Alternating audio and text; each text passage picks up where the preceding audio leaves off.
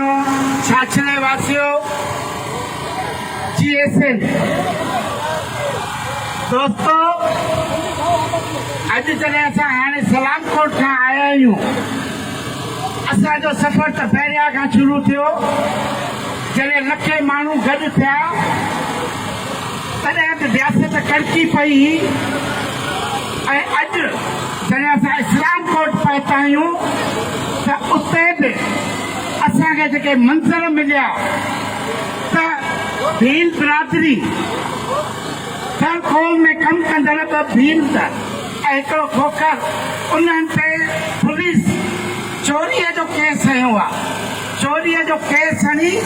हुननि ते बदतरीन तशद्दुद कयो आहे जंहिंमें असांजो दोतो भील शहीद थी वियो आहे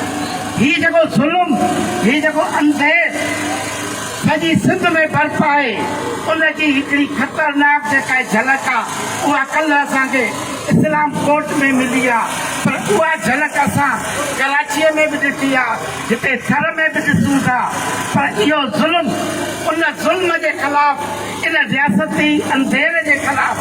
जेका हीअ मज़ाहिमत हली आहे जेको ही क़ौमी अॻुवाणनि जो क़ाफ़िलो हलियो आहे इन क़ाफ़िले खे सलाम आहे जेको ॾींहं सते में तव्हांजे सॾ सां सॾु मिलाइण लाइ गॾु थियो आहे ऐं तव्हां सां साथ थो ॾिए अॼु असां जॾहिं कल्ह सफ़र शुरू कयो त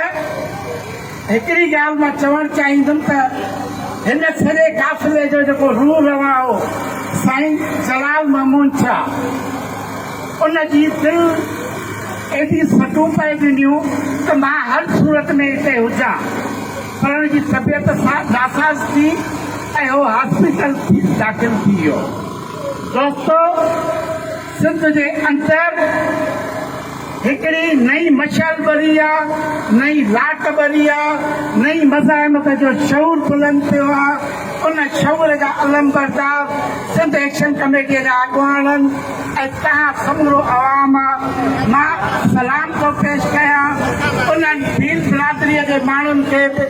जिन दोते भील जे क़त्ल जे ख़िलाफ़ तमामु वॾो एहतजाज कयो आहे ऐं हिते सिंध जे अंदरि जेका ज़मीनुनि ते वालाड़ थी थिए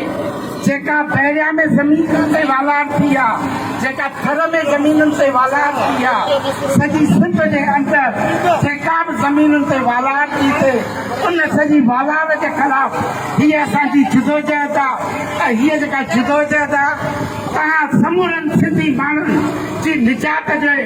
जी पैगामबर थींदी न रुगो असां पंहिंजी मालिकी हासिल कंदासीं हिन धरतीअ जा धणी जेके बि आहिनि उहे पंहिंजा अख़्तियार हासिल कंदा समुंड बि असां वापसि भराईंदासीं सिंधू दरिया बि वापसि भराईंदासीं थर जूं ज़मीनूं बि वापसि भराईंदासीं कराचीअ जूं ज़मीनूं बि वापसि भराईंदासीं ऐं सभ खां वधीक सिंध जो हक़ हाकिमियत सिंध जो इक़्तिदार आला हे जेके बि अंधेर थियनि था पहिरियां खां वठी सरकोल ताईं तोते भील ताईं जेके बि अंधेर थियनि था उहे सभु जेकी असांजा जेलनि में जंहिंजे ख़िलाफ़ एहतजाज तौरु साईं सैद शाह पाण गिरफ़्तारी ॾेई जेल में वियो आहे त असां डिॼूं नथा तव्हांजे जेलनि खां तव्हांजे लाकपनि खां तव्हांजे रियासती तशद्दुद खां असां ख़ौफ़ जूं उहे समूरियूं दीवारूं तोड़े छॾियूं आहिनि ऐं असां मज़ाहिमत जो अलम बुलंद कयो आहे इहा मज़ाहिमत असांखे फतह ॾांहुं वठी वेंदी उहा फतह जेका सिंध धड़ियुनि खे सिंध जी मालिकी ॾियारींदी इक़्तिदार ॾियारींदी पोइ न हीअ गुरबत रहंदी न हीअ बदहाली रहंदी न धारियुनि जो गलतो रहंदो न कंजनि जो ॾाढ रहंदो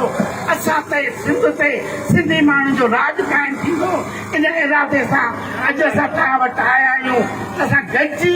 सिंध ते सिंधी क़ौम जी हुक्मरानी क़ाइमु कंदासीं सिंध जे ईमानदार बहादुर अॻुवाणनि जी हुक्मरानी क़ाइमु कंदासीं